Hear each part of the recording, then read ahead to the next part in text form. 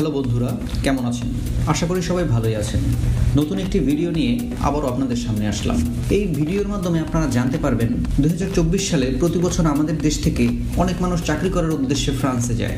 অন্যান্য দেশের চেয়ে ফ্রান্সে ওয়ার্ক পারমিট ভিসা চাহিদা ও বেতন অনেক বেশি। তবে চাকরির উদ্দেশ্যে ফ্রান্সে যাওয়ার আগে ফ্রান্সের সর্বনিম্ন বেতন কত, ফ্রান্সে কোন কাজের চাহিদা বেশি ও ফ্রান্সে যেতে কত টাকা লাগে সে সম্পর্কে আপনাকে জানতে হবে। চলুন এ বিষয়ে বিস্তারিত জেনে নেওয়া যাক। ফ্রান্সের সর্বনিম্ন বেতন কত?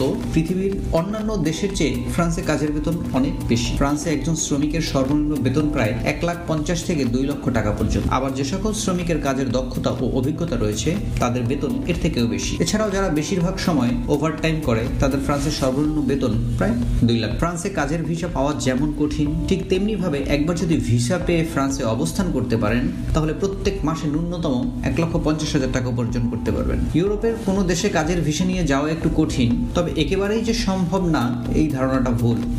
আমাদের দেশ থেকে প্রতিদিন অনেক মানুষ চাকরি বা কাজের উদ্দেশ্যে ফ্রান্স যাচ্ছে। আপনি ইচ্ছা করলে কাজের ভিসা নিয়ে ফ্রান্সে পাড়ি জমাতে পারেন, তবে এই জন্য ফ্রান্সে কাজের ভিসার জন্য কি কি যোগ্যতা লাগবে তা জানতে হবে। ফ্রান্স কাজের ভিসার জন্য কি কি কাগজপত্র লাগে? আপনি যদি কাজের ভিসা নিয়ে ফ্রান্স যেতে চান তাহলে নিম্নোক্ত কাগজপত্রগুলো ভিসার আবেদন করার সময় জমা দিতে হবে।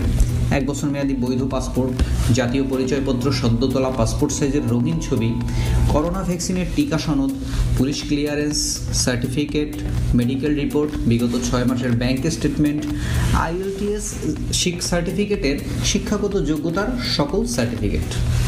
এবারে আসি বাংলাদেশ থেকে ফ্রান্স যেতে কত টাকা লাগে। বাংলাদেশ থেকে আপনি 3টি উপায়ে ফ্রান্স যেতে পারবেন: সরকারিভাবে, বেসরকারিভাবে ও ফ্রান্সে অবস্থানরত লোকের রেফারেন্সে। আপনি যদি সরকারিভাবে কাজের ভিসা নিয়ে ফ্রান্স যেতে চান তাহলে সব মিলিয়ে খরচ পড়বে প্রায় 10 লাখ থেকে 12 লাখ টাকা। আবার বেসরকারিভাবে ফ্রান্সে গেলে 12 থেকে 15 লাখ টাকার বেশি খরচ হবে। তবে বেসরকারিভাবে ফ্রান্সে না যাওয়াই ভালো। সবসময় সরকারি এজেন্সির মাধ্যমে ফ্রান্সে যাওয়ার চেষ্টা করবেন।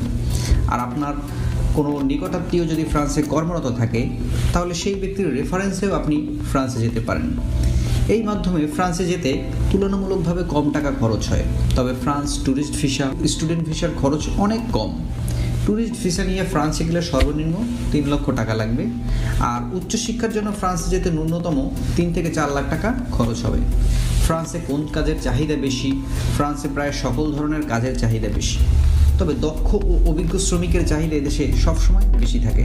ফ্রান্সে কোন কাজের চাহিদা বেশি তা দেখে নিন।